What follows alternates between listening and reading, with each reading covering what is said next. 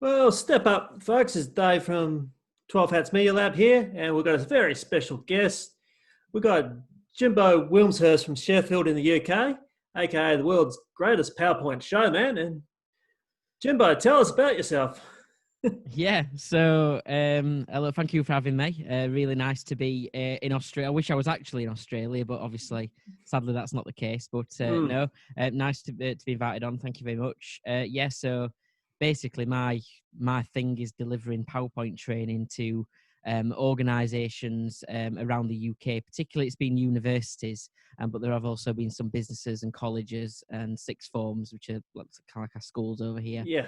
That have been having the training as well, and individuals as well who are professionals. And it's all about kind of helping them to boost their PowerPoint skills, really, because there's a lot of people who underuse PowerPoint, and sadly, PowerPoint gets the words attached to it, death by PowerPoint. But that's quite often because people aren't using it in the most creative way, and that's kind of what I try and do, try and show people how to do that. Using things that are already built into PowerPoint. It's just pointing out that it's there and giving them the training on how to actually use it to better their own presentations. Yeah, right. And how sad can PowerPoint get? Yeah, well, obviously people do kind of underuse it quite a lot, and they just sort of use it for giving away lots and lots and lots of information. Whereas I like to tell people to see PowerPoint as if you were a music performer, a pop singer. See it as your music video. See it as everything that's going on behind you that just emphasizes what it is you're doing. Because I think when giving presentations, it's all about the personality as well, and the person that's delivering a session that can be memorable and that can be entertaining and energetic.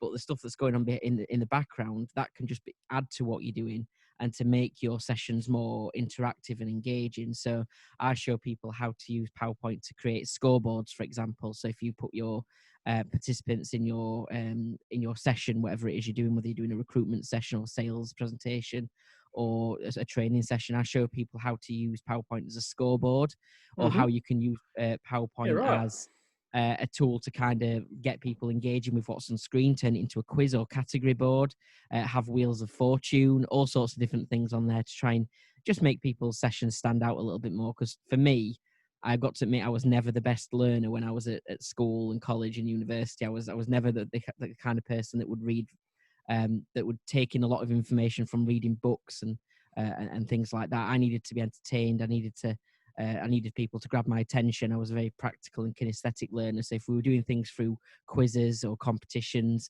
then that's how I learned better. So that's what I'd sort of train people to do, really, is how to put gamification into their presentations and make everything a little bit more fun. Awesome. So, Ryan, everything back, how did you actually come up with this idea in the first place? Well, I was working for a university in Sheffield, and I started working as a pre-16 coordinator, which is somebody who goes out to schools to talk to students about university, but students who are quite young, so before a couple of years before they're even applying for university. And my role was to work in schools where historically, the students from those kind of areas don't progress to university because maybe they're the first in their family that might do that, or they've just not got a history in their family of people going to university, or they might be from backgrounds that feel like university isn't for them. So I found that going into schools with a presentation that just said, why go to university, was actually switching them off and was not getting their attention, because straight away they thought, this isn't for me. So what I did is I decided to turn the presentations into something else. So one of the sessions was a video game. So instead of them learning, just watching a presentation about university, they were actually completing the levels of a video game on screen. Right. So they got something for achieving each level. There was a bad guy at the end to try and beat and get the keys back for the university. We put them into teams to do that, so it made it more gamified. And then one of the sessions, which was a bit of an out there idea, and it took a bit of persuasiveness to try and get the idea and push through the managers and everything. But turned one of the sessions into a zombie apocalypse. So while students were learning about university, they'd be actually trying to survive a mock zombie apocalypse.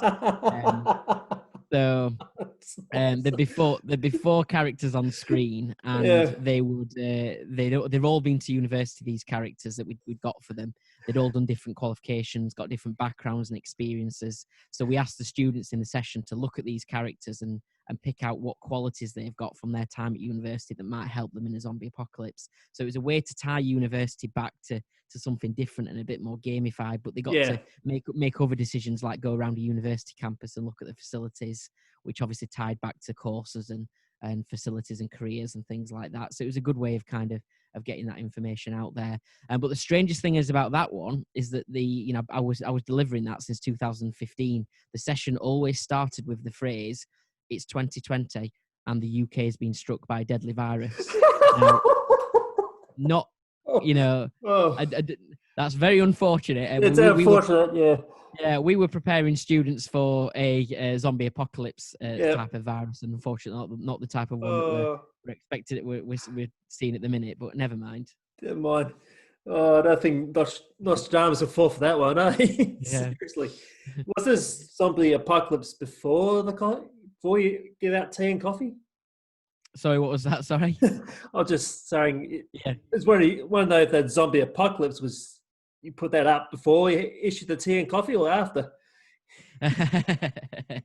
Yeah, well, that's it. Yeah, it took a little bit of sort of saying, this is why I think it'll work, because the students that we're going to be working with need something that's a bit more entertaining and that isn't just going to switch them off straight away. And it didn't. It grabs their attention. It's memorable. They'll remember they learned about university because they took part in a mini zombie apocalypse. And I'd even do things like dress the room up with blood-stained tablecloths, and we'd have fake limbs and like wet floor signs that said "caution zombie" on them instead of slippery floor or whatever. So we do things like that to make it completely immersive and experiential to the students as well. So it's not just about what's on screen, but it's about what else you can do to add to that as well. So okay, and wow, there's lots to take in. Have you got a presentation to show us on? Yeah, so I'll show you a couple of things that I kind of show. That I kind of take our trainees through. So if I ever have people coming into my training sessions, I'll take them through various like examples, and then we'll do like a step-by-step guide of how to do some of these things. So for example, I'll do a little magic trick for you, if that's okay, since I'm dressed as a showman today. I thought maybe a magic trick might go down particularly well. So I'll just get set up for you. No worries.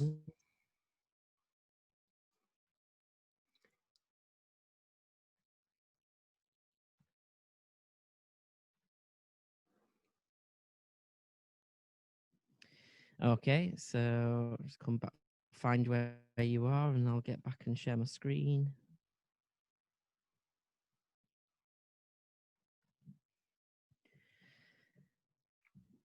Okay, can you see everything okay there, Dave? I can, yeah. Oh, wow. Brilliant, good stuff. So I just thought I'd do a few just little examples. So whenever I do presentations, I like to set little scenes on the screen. So and I call them I like to call them topic hubs. So rather than a presentation just simply go from slide to slide, I like to in fact, I'm going to do something different so I can demonstrate this better. Is that okay? I won't be 2 seconds. Go for it. I think I can demonstrate. I'll demonstrate this in a far better way for you, because we'll do a little quiz if that's all right. How do you fancy taking part in a quiz? Up and ready. Good stuff. Okay, so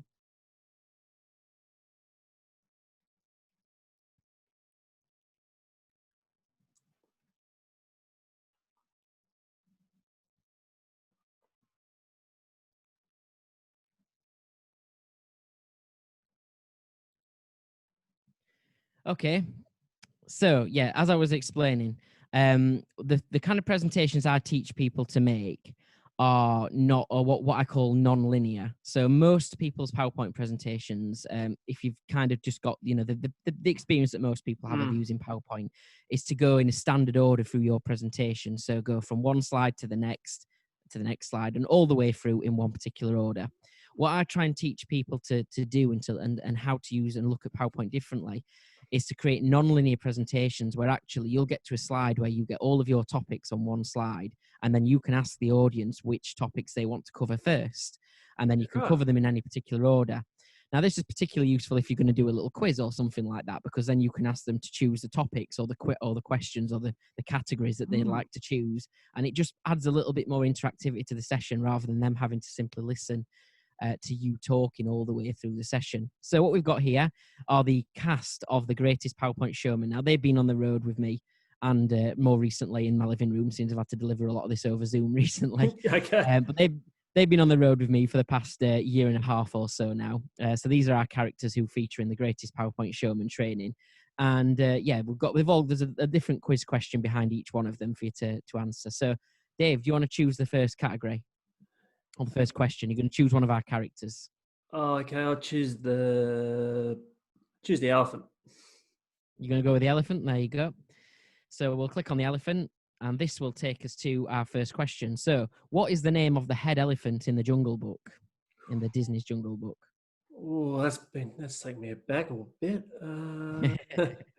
Certainly not Colonel Sanders. I'm glad I'm not on the chase. I might have bummed out with the beast on my tail, but I'll go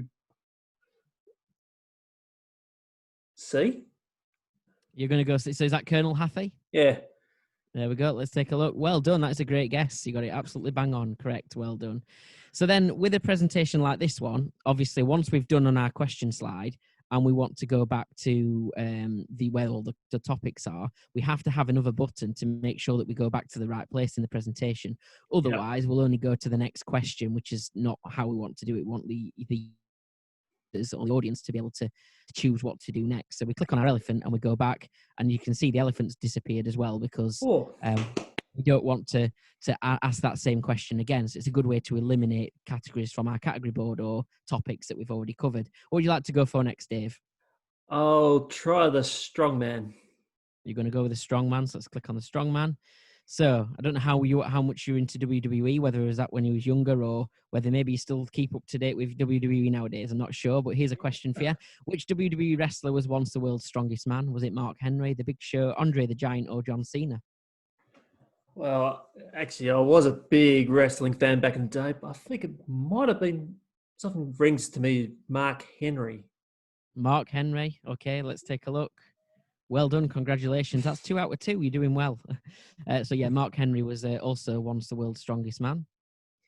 The other thing about this presentation is that in a presentation that's not been set up correctly for this sort of way, this sort of style, if I was to click in the background space here or use the arrow or spacebar keys on my keyboard, your presentation would again go to the wrong place in the presentation. So what you can actually do is set the presentation up so that you can only progress through it by clicking on the predetermined buttons, which obviously makes it a lot more user-friendly and makes it less easy to make mistakes when delivering this face-to-face as well. So obviously the key here is that you can send this out and people can view it themselves on their own machines, in a user-friendly way, or you could deliver it face-to-face. What are you going to go for next, Dave? Can I go for the girl? There you go. So which of these Batman characters was formerly a trapeze artist? Was it Catwoman, the Riddler, Batwoman, or Robin? Oh, I might get this one wrong.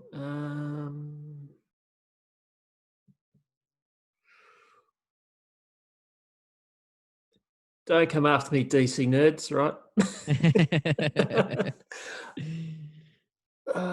Batwoman? It's a good effort, but you've lost your 100%. Damn. It's Robin. Robin. In one of the, I think it's 90s films, I think you see parents unfortunately suffer and die, and his family die and everything. That's how he ends up joining Batman. So we go back. Only 2 more to choose from, so we're going to go with. Oh, go for the bear. Star of many Russian dash cam videos.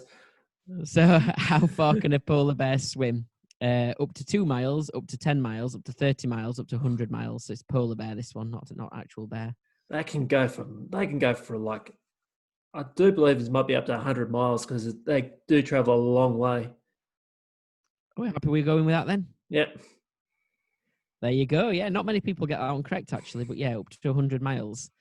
And then your last one is the ringmaster. So who plays Ringmaster Max Medici in Disney's live-action remake of Dumbo, which is about now a yearish old, maybe just a little bit more than a year old. Ooh, I haven't seen it, so wasn't Hugh Jackman because I know he's in the Greatest Showman. Yeah, and he's from your neck of the woods, isn't he, Hugh Yeah, Jackman? He actually trained in Perth. He went to the West Australian Academy of Performing Arts, but he's also from Sydney. I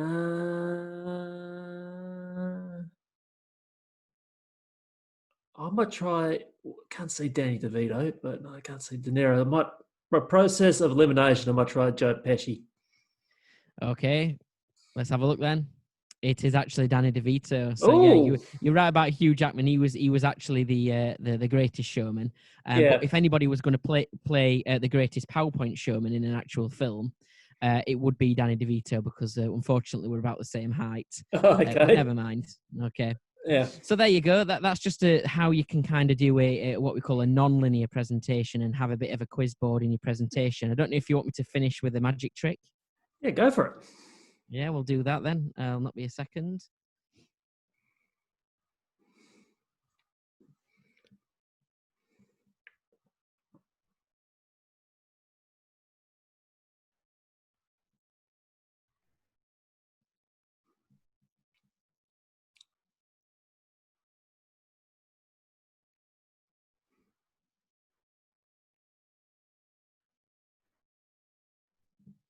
Okay, so I thought we'd finish with the magic trick. So here we've got our magic scene then, and this is just an example really how you can use triggers and hide things around the screen. So you could have something maybe set up such as an office environment. So if you wanted to do a presentation about, an induction to the new workplace, or you wanted to do some sort of presentation that talks about something that an environment that you usually work in or whatever, you could have little objects hidden around a sort of scene on screen that people could click on and interact with and so on. So this is a bit of a way that you might do things like that.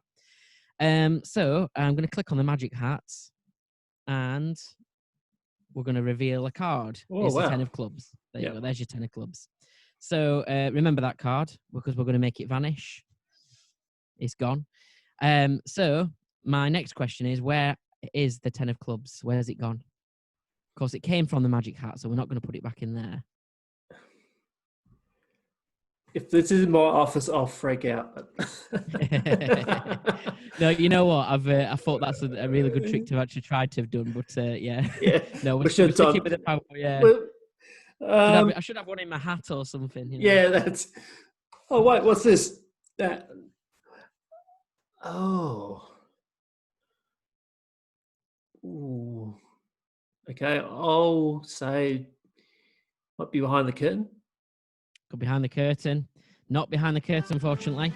So sorry, I just stepped too forward too much there. But if we click on the magic star, you'll find it behind the star. There you go. Yeah. And then the next few characters. These are like, I don't know if you know of Ant and Dec. Yeah. Well, I'm sure you will do. Of course you will, because they visit there once a year, don't they? So this is like our version of Ant and Dec. It's Bobo and Rolo.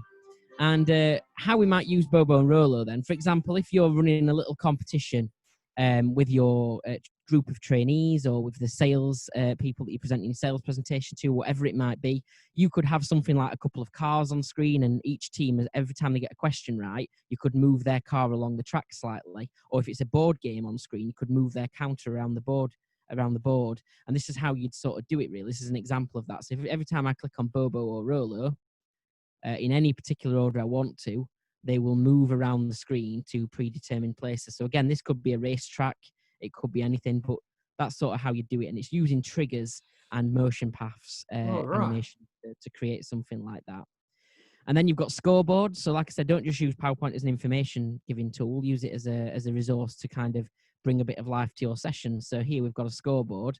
So you can click these in any order and add scores to a team's scoreboard, just like that. And it just, again, adds a little bit more competition and gamification into a session that you might be running.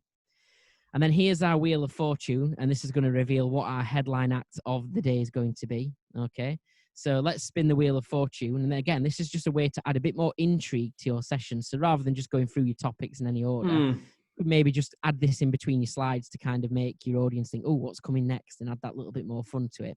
So let's spin the wheel of fortune and see what we're going to be doing next.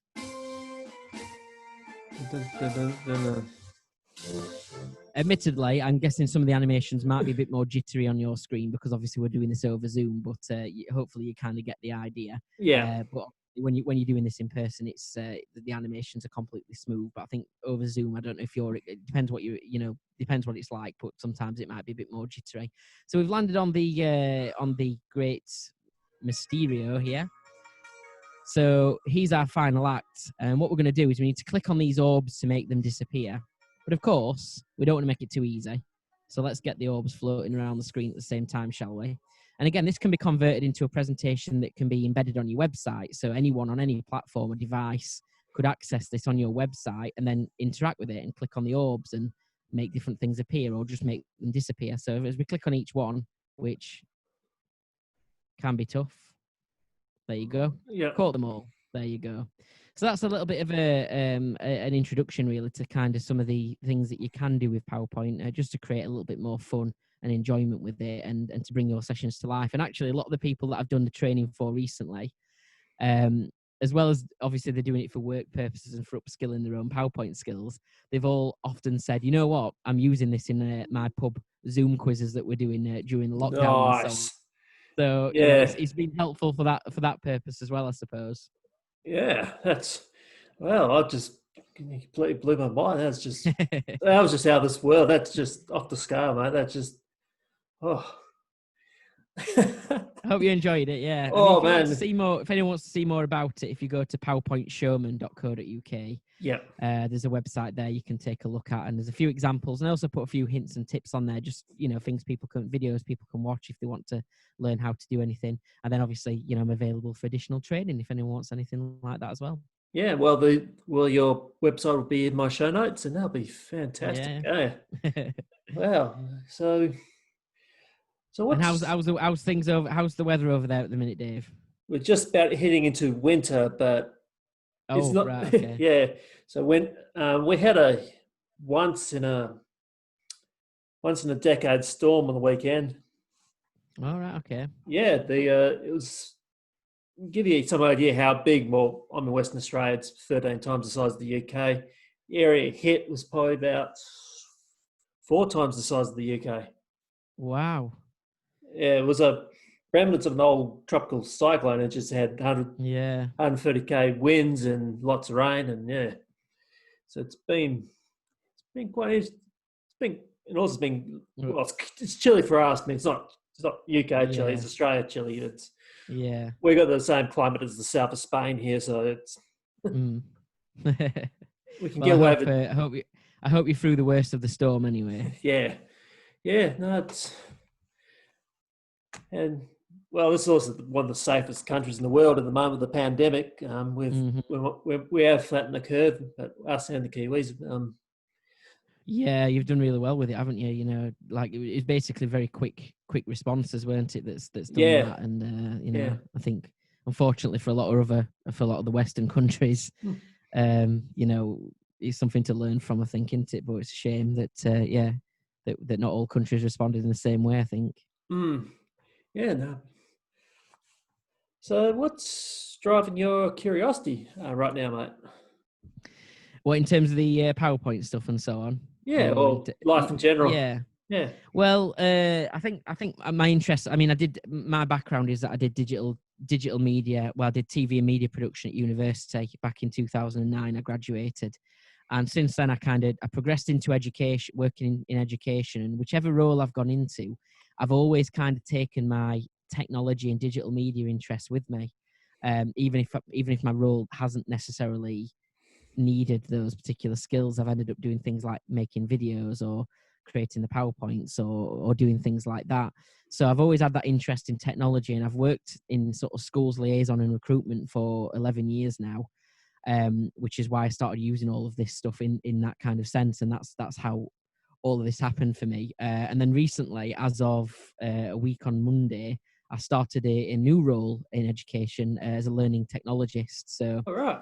which is a complete step away from the kind of student recruitment and liaison and outreach stuff I've been doing, to working with, academics on how to improve their, obviously I'll do some of the PowerPoint stuff, but it's also how to use other learning technologies within their work as well, which obviously could potentially be really, really important at the minute with everything sort of going more digital and online because of the pandemic and obviously how that might change the world going forward. So that's kind of where I'm at the minute. And have you got a light-hearted story for my listeners to share? Yeah. So, I did think about this actually because I thought I might get asked something like this. So recently, back in January, I went to a conference in the Helloa conference. It's where I won the award. I won some awards for the kind of presentations that I did for my university. So as the Greatest PowerPoint Showman, I sponsored the conference where all the other universities were going, because it was a good opportunity to go and speak to other universities and hopefully try and get a bit of business and things like that. So I went down to the hotel, obviously dressed like this, and I was going in and out of the building to get my stuff from the car. And cars pulled up outside of the hotel as I was walking out, and I think a few people expected me to actually get in the car and drive it to a parking space for them because I was obviously dressed like this. I think they thought I was some sort of concierge or something like that, what they call them. So that was quite a funny one. But a lot of people do ask, because this is quite a warm outfit, and it's quite, for the UK, where this is quite a warm week for us here. Yeah. It's quite hot at the minute, and I've got to admit, I'm not fully dressed from the bottom downwards. I'm in shorts. So I do look. If you had a full view, I do look a bit odd. I've not gone all the way today because it's just too hot. But yeah. Well, thank you very much for coming onto the show. I've thoroughly enjoyed that, and that was quite amazing. It's been really nice to be. I wish I was actually in Australia, of course, experiencing another podcast. This might be the closest I get to traveling for some time. So I've actually, strange enough, this is the third different country that I've kind of appeared in over the last few weeks. I also did some training for some people in China and India on the same day. Wow! And then this is obviously an appearance in Australia. So that's really good. And I've got a couple of people I know who are in Australia and in New Zealand as well. So a big shout out to them if they're watching, and I'll certainly direct them to watch. Yeah. And is there room for the world's greatest Zoom showman now? Possibly. Who knows? I think so. Yeah. Yeah. Well, Jimbo, it's been a pleasure, mate, and have a listen out for him wherever you are, folks. He'll blow your mind with your PowerPoint. You never knew it, but he will. Take my word for it. Thank you very much for having me. Really appreciate it. Pleasure's all mine. Cheers. Yeah.